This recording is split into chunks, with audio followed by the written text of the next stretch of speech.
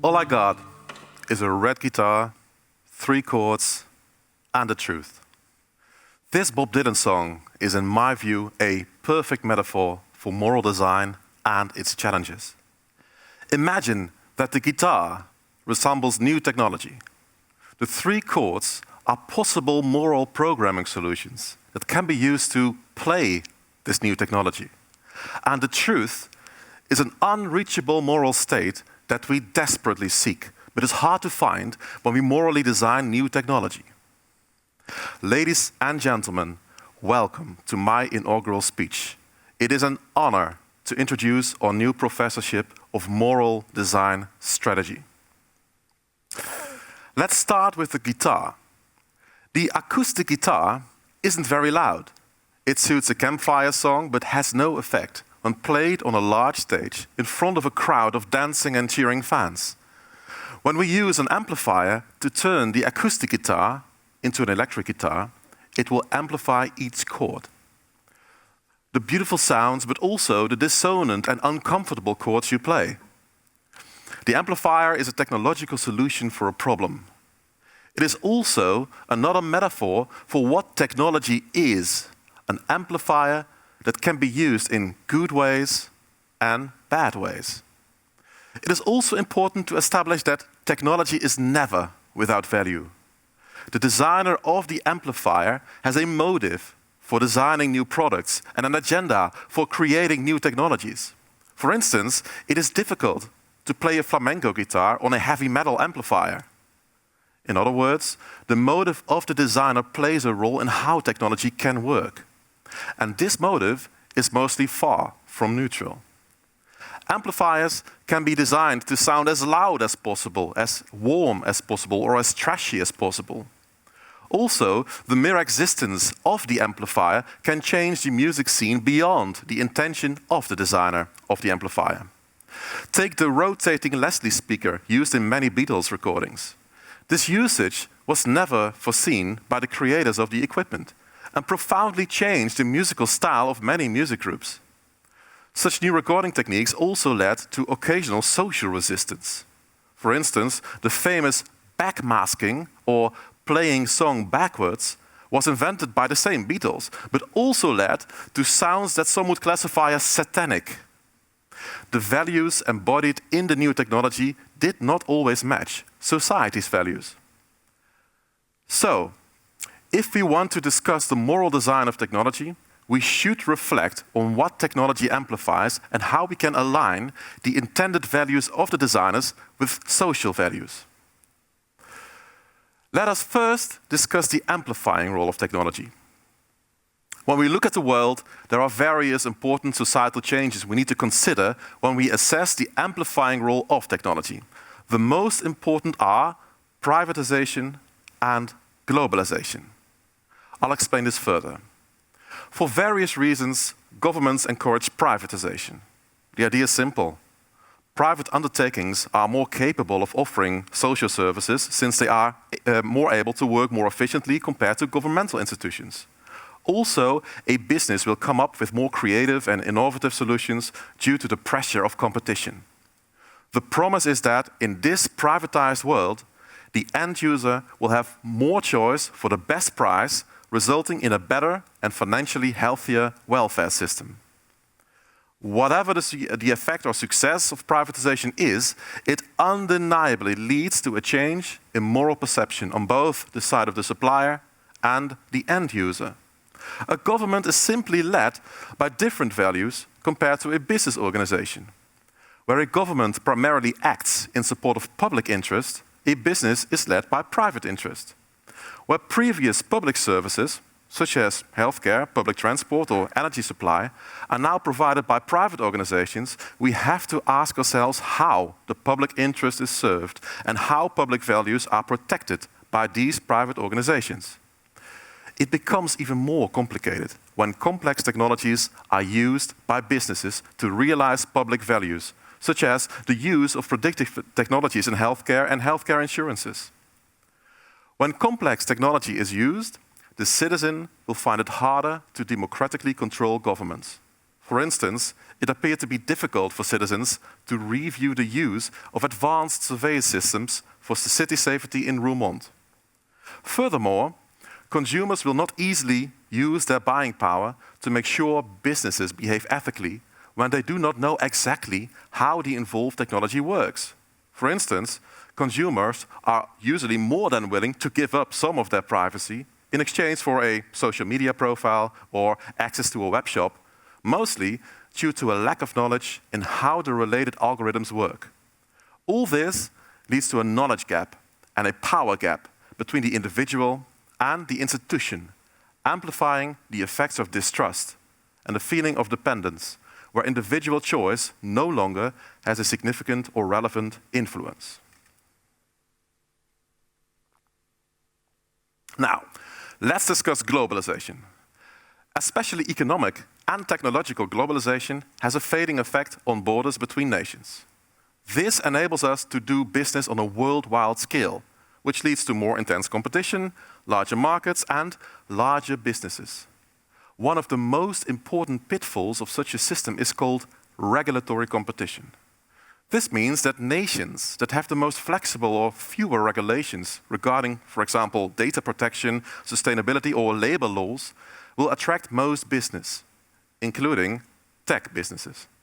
That also means that the laws of these flexible nation states will not always offer meaningful protection against malpractices among tech companies. If you consider social media platforms and other internet-based companies, technology easily crosses borders. In the end, this regulatory competition may be at the cost of important human values. So, with the amplifying capabilities of technology in mind, we have to conclude that not only the public sector plays an important role, the business world does too. And business ethics should be considered in light of techno-moral challenges.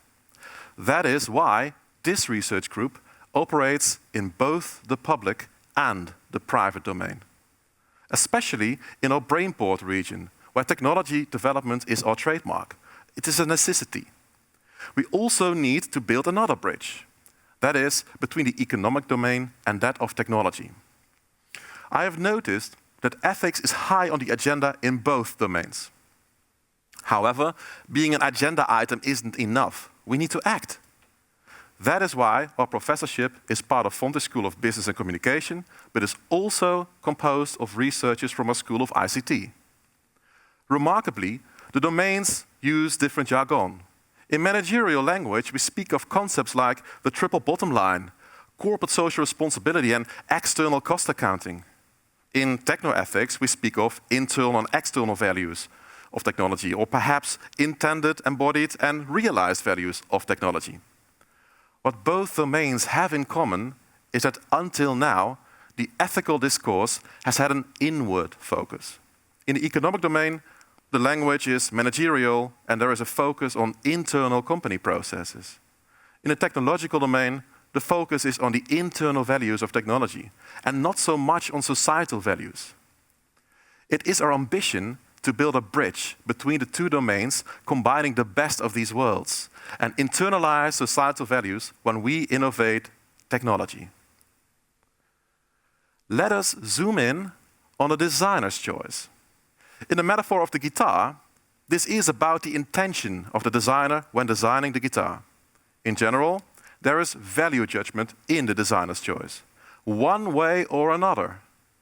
For instance, many social media platforms are designed to optimize advertisements, not to function as a source for news gathering or not even a platform to meet friends. It is meant to earn money by displaying as many and relevant advertisements as possible. By showing these advertisements, the platform is designed to let the user spend as much time on the platform as possible. Now, there are at least two important things to consider when we discuss the intention of the technology designer. First, does the intention align with the society's expectations? In case of social media, it becomes clearer by the day that the expectations of society do not match the designer's intentions. The spreading of fake news is amplified by the algorithmic systems of social media platforms. Not because the designers of the platforms want to spread fake news, but because they want to optimize advertising effects. These social bubbles, they help that process. To address this issue, we work closely with the Fontes Readership, Journalism and Responsible Innovation, chaired by Danielle Arets. A second thing is that the moral character of the designer matters when technology becomes value-laden. In many cases, technology is designed by highly educated white males, a very homogeneous group. The characteristics of these white males resonate in the technology they create. A simple example. A recent comparative study across almost 200 algorithms revealed that the technologies involved were considerably less accurate in the case of women of color. The reason? They were mainly tested among those who created the technologies. Excuse me. You need a drink once in a while. Not only features such as gender and color resonate in the technology we create, our moral character also seems to resonate. For instance, when Microsoft launched a self-learning chatbot, it was trained in the toxic environment of Twitter, which is dominated by angry males, more than 70%. In no time, the chatbot issued sexist and racist messages, including Holocaust denial. What we learn from this is that personal features and context of the designer matter. Let me explain. Empirical ethics teaches us that three major features influence an individual's moral character and decision-making. First, these are individual features, such as demographics. Gender, for instance, is also an important feature. Carol Gilligan already revealed in the 80s that men and women have different ethics. Considering that the vast majority of ethicists has always been male, the female voice in ethics urgently needs to be incorporated in how we organize ethics. Secondly, situational factors also play a role in how we conduct ethics. These can be work-related. For instance, the reward system within a company can greatly determine how employees behave morally. The biggest corporate scandals in history involve a reward system or work climate that encourages immoral behavior. Think of the reward system that led to the Wells Fargo accounting scandal, or the often criticized toxic and cult-like working environment of Facebook. What these cases have in common is that the organizational context created an atmosphere that led people to behave unethically. A third factor is the intensity of the moral issue itself.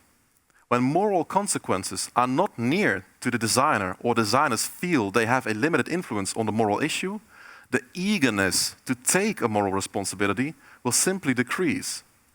This is something that typically happens in case of long product chains or processes in which many hands are involved. Take bad labor conditions in supplying countries in complex product chains. These effects are not near to the designer or the end producer of technology. Or think of complex algorithmic systems used by governments to monitor fraudulent behavior among citizens. Each individual actor, including the programmer of the involved technologies, plays a very small role, and it is not always easy or convenient to feel morally responsible for that small role. When technology designers represent a homogeneous group, we risk that the moral characteristics that resonate in technology are homogeneous as well. As a consequence, it will be a challenge to align the designer's values with societal expectations. This could in part be solved by making sure that the technology designer teams are less homogeneous. So, diversity is not a left-winged woke hobby, it is a necessity to create useful and meaningful products. In our research, we will make use of methods that measure moral impact of new technology. One example is the Technology Impact Cycle tool, created by various Fontes researchers. One of the key components of this method is to make sure that the designers are aware of their own composition and how this resonates to our society. Another example is our moral intensity dashboard for designers that helps designers to allocate moral responsibility to those whom it concerns and not those who happen to design. Another issue that I have already briefly addressed is that technology developers have a natural interest in the internal values of technology, such as technological enthusiasm, effectiveness, reliability, robustness, maintainability, compatibility, quality, and rationality. In other words, technology should work well and you should be able to sell it. As mentioned before, there is an inward focus when technology is designed. These values are not always the same as external values that have societal significance, such as safety, health, well-being, sustainability, justice, democracy, and inclusiveness. The challenge is to include external values in the internal design of technology. So, apart from more diverse designer teams, we need to make sure that the voice of those who are affected by the new technology is heard at the designer's table. Our moral labs offer society a seat at the designer table by enabling individuals to choose their own preferred ethical settings in possible technology scenarios. We discussed the red guitar and its amplifier. Now it's time to reflect on the chords that are suitable to be played on that guitar. As discussed, the moral intention of a designer is never neutral. This leads to the question whether the moral intentions of a designer can be embodied in the technology that is designed. In other words, is it possible to program ethics in machines? We can determine that machines do not work the same way as humans do. This also means that human ethics is simply not the same as machine ethics.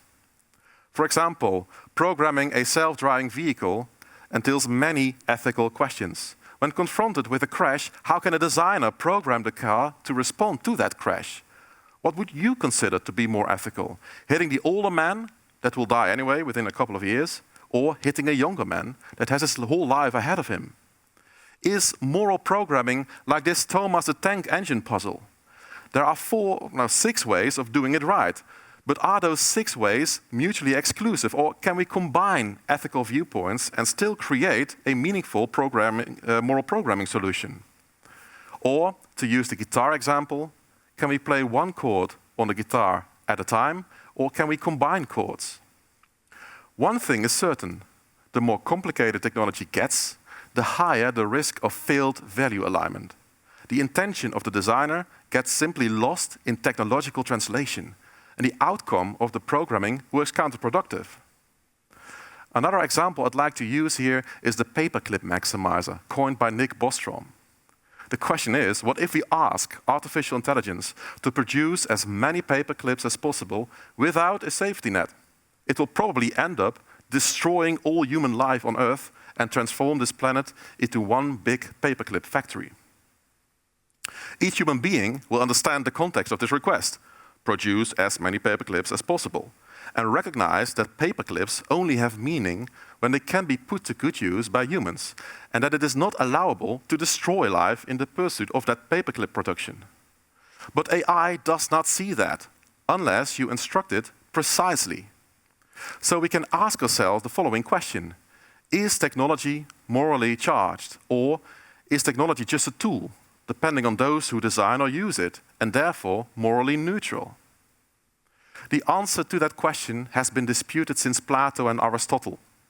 However, nowadays, ethicists mostly agree that technology is morally charged, regardless the intention of the designer or user. The amps used by the Beatles, or social media, or the self-driving car transformed our modern society in ways that were well beyond the imagination of its original creators. For this reason, we all have to reject the so-called value neutrality thesis and recognize that technology can have its own moral life. It is also important to continually monitor whether the intended values for technology and the embodied values in technology are still in line with the moral expectations of those who are affected by this technology.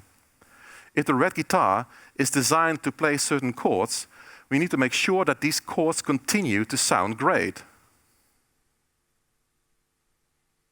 This brings me to the third part of the song, the truth. Does moral truth exist? Should we look for it in the first place? This is a question that philosophers have been asking since the existence of philosophy. Especially Enlightenment thinkers assumed there was moral truth to be found. Utilitarianists claim that the greatest happiness for the greatest number is an all-inclusive rule that can be applied by all human beings for each decision. We call this Universalist Ethics. Great thinkers such as Immanuel Kant with his categorical imperative or John Rawls with his theory of justice proposed moral fundaments as non-negotiable principles.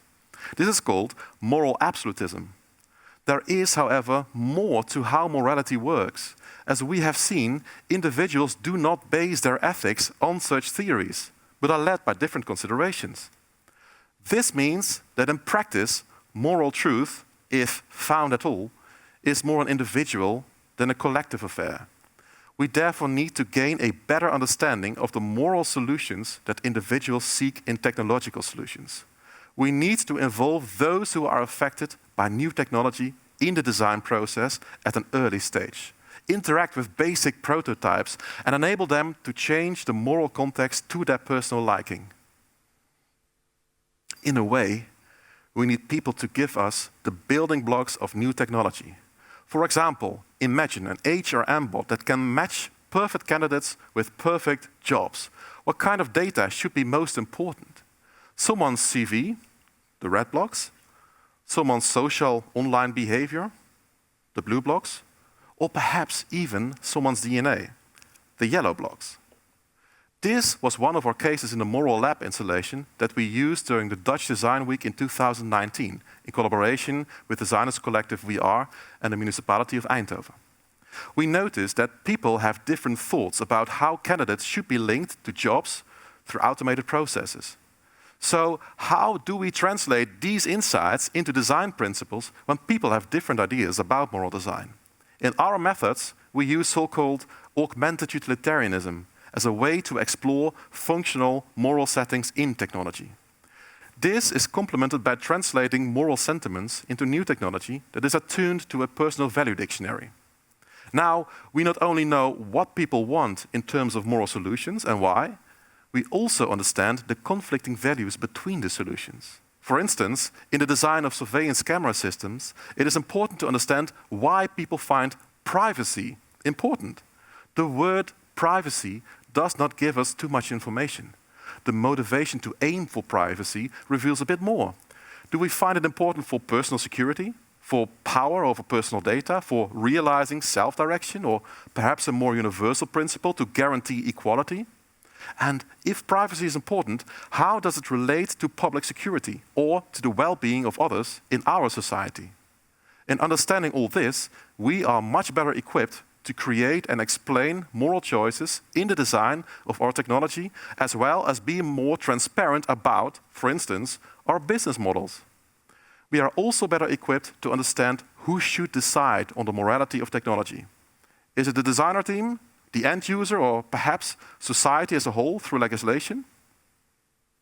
As a rule of thumb, we could say that those who are affected the most by new technology should have the loudest voice at the design table.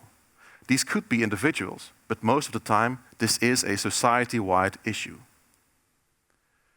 We explored the guitar, the chords, and the truth. Now, how will we make sure we can play the red guitar with 3 chords and find the truth?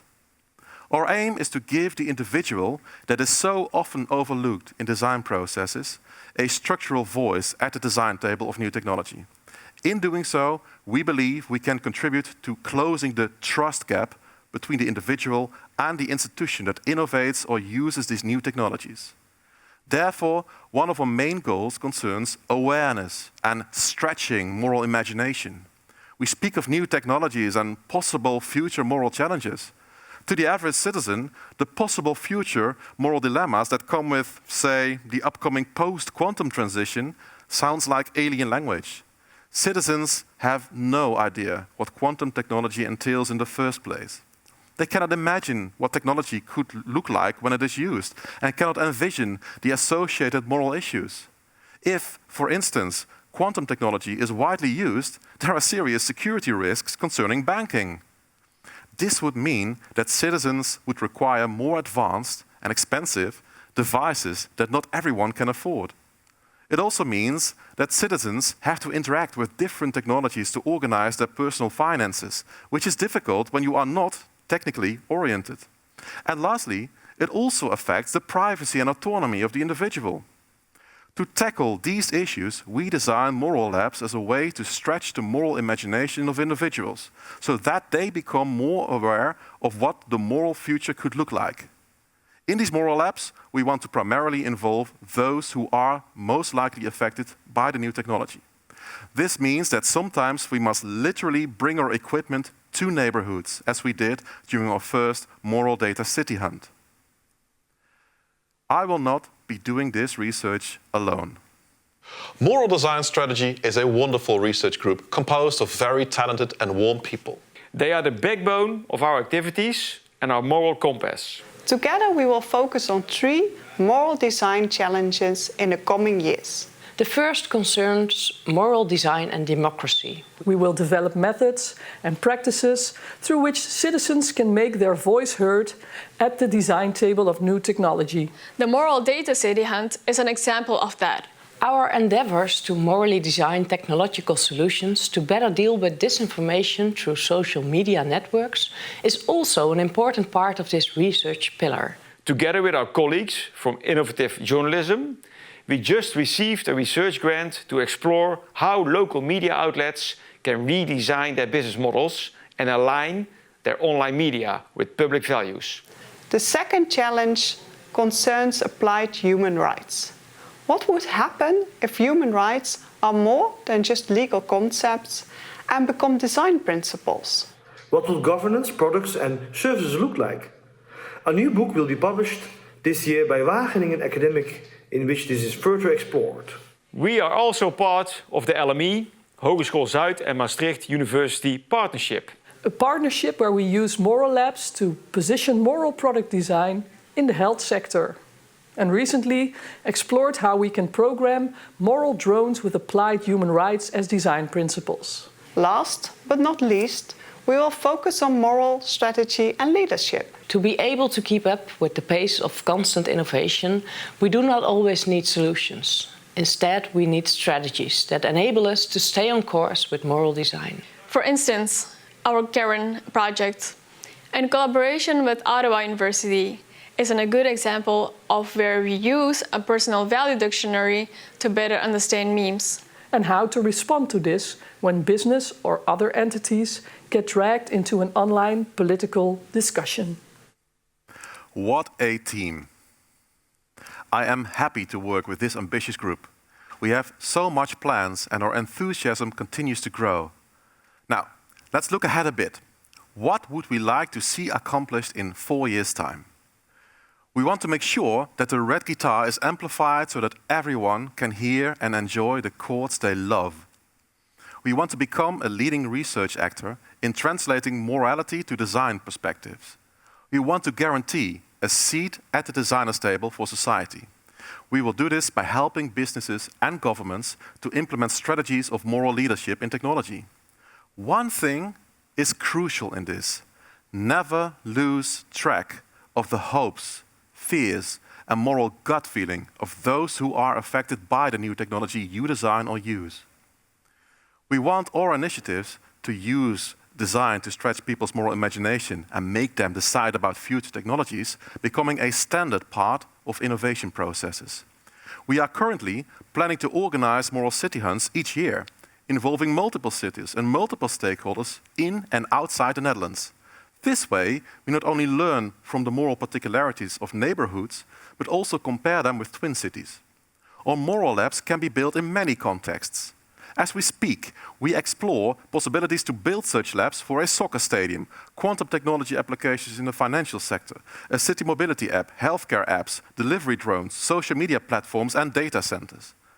We look forward to it, and on a more personal level, I am grateful to be able to do that with a team of highly talented researchers, a warm and encouraging Fonte Society, a network of inspiring actors and academic brothers in arms all over the world.